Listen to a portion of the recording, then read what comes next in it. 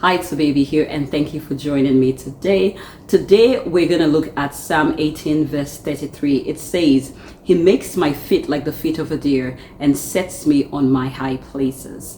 Now, God has a high place for each and every single one of us. That high place can be the place of His promise fulfilled. It can be a place of destiny, a place of promotion. But regardless of what that means to you, I want you to know that God has a high place for you.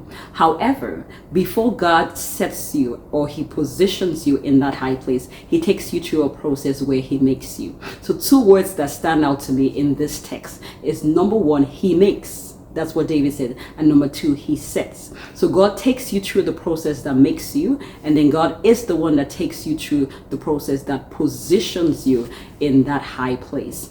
David was anointed to be king at a very young age. However, that did not happen immediately. So God took him through that process of making.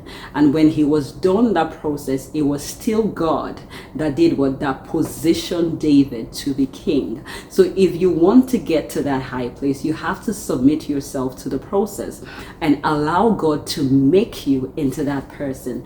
The making processes can be difficult. The making process sometimes is uncomfortable. David's making process was in the cave of Adullam. He was being chased by Saul. But David trusted God and journeyed through the making process. And when it was time for elevation, it was still God that lifted him. David did not make himself king. When it was time, the men of Judah came and they made him king.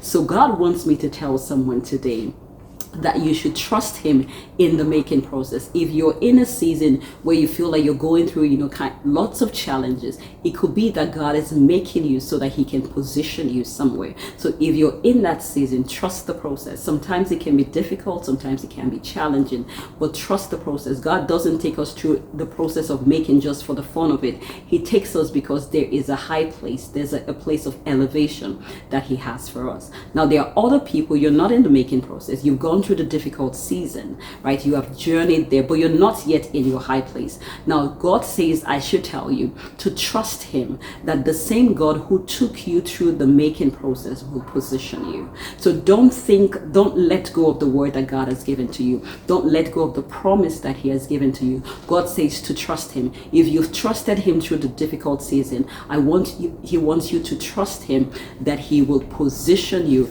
in that place of honor, in that place of glory. So God makes your feet like the feet of a deer, and God is the one that sets you upon your high place. God made David through that process in the cave of Adullam, and it is God that set him on his high place. God made Joseph through the experience in Potiphar's house in the prison. It was his making process, and it was still God that set him in his high place, that positioned him in the palace. So regardless of where you are, I just come with a word of encouragement for you to trust God. If you're in the making process, trust Him. There is an end.